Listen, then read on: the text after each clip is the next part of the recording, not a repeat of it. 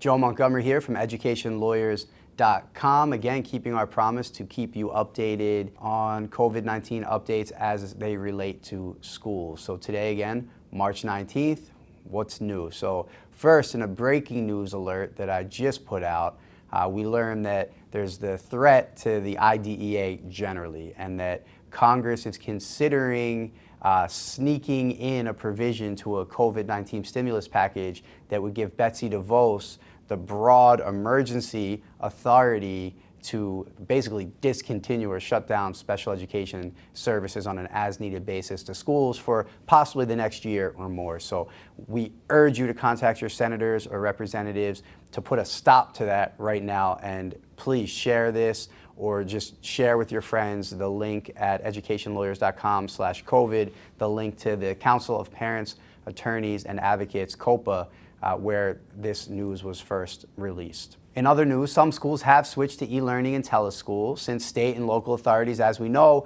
have started shutting down schools since last week. There's been a lot of discussions about the prospects for schools to employ e-learning or online educational instruction that students can access remotely. And this is, again, obviously to take the place of classroom instruction since our classrooms are not currently accessible. Such systems generally rely on web-based communication technologies that a student can access at home from an internet-enabled device like a tablet or a laptop computer. However, as far as providing technology, many school districts and schools have the ability, but some more than others, to offer educational content over the internet.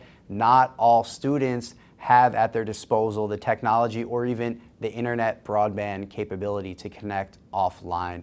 As we told you previously, the School District of Philadelphia made the decision, as what they're calling an equitable decision, to discontinue all educational services so as not to leave out the children that do not have the technology or the internet access.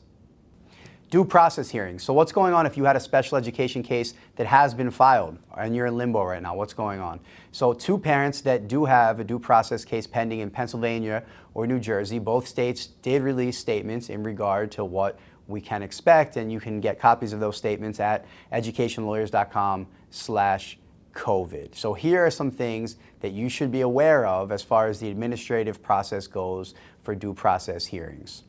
In both states, due process hearings are basically brought to a standstill.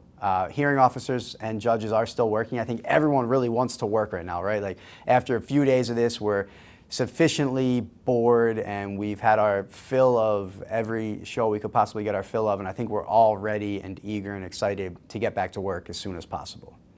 Lawyers on both sides of the school and parent parent versus school, lawyers on both sides are still exchanging emails, and hearing officers are still keeping attorneys updated as to their procedures and the Office of Dispute Resolution's procedures.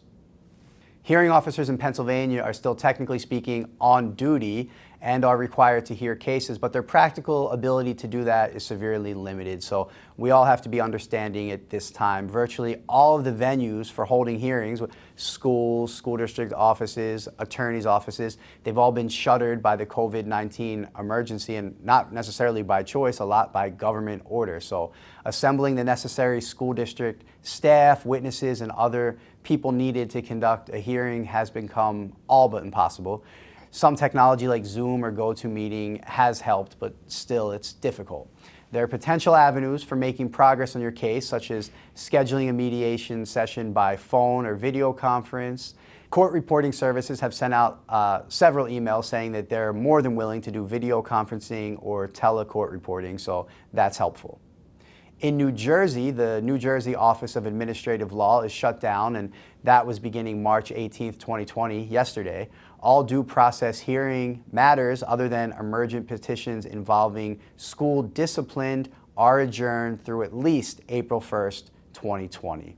The Office of Administrative Law in New Jersey has disclosed that in the longer term, they're looking into ways of conducting due process proceedings remotely if emergency closures continue. So in Pennsylvania, some hearing officers have in the past, before this virus, already conducted remote hearings. So Pennsylvania is a few steps ahead of New Jersey, whereas in New Jersey, all of the hearings have happened in either Newark, Trenton, or Atlantic City, and they've all happened in person. So Pennsylvania is technically equipped to handle remote hearings. New Jersey is, like I said, a few steps behind, but hopefully not too far behind, and hopefully they can enact some sort of remote hearing procedures in the very near future.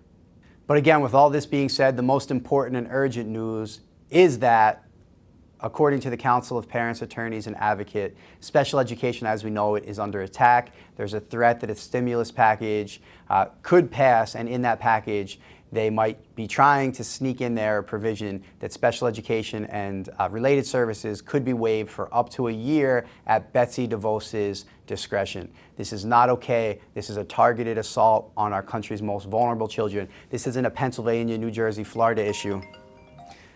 This isn't a Pennsylvania, New Jersey, Florida issue. This is a national issue at which will become a global issue because a lot of other countries, specifically the UK and Canada, look to America, look to the United States to guide them in their special education issues. So we are a leader in special education and we need to act now. And what does acting now mean? I don't know. I feel somewhat helpless, but I do know that there's a lot of good people gathered around this issue who are emailing their senators, who are bringing light and a voice to this topic. So I'm doing what I can, and I ask you to share the message. Share the message that special education is under attack, and do not let our senators sneak in any provision in a COVID-19 stimulus package, which on its face sounds like a good thing.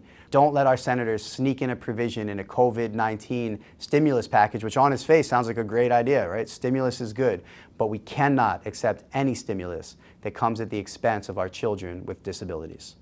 So again, keep an eye on this space, educationlawyers.com/COVID.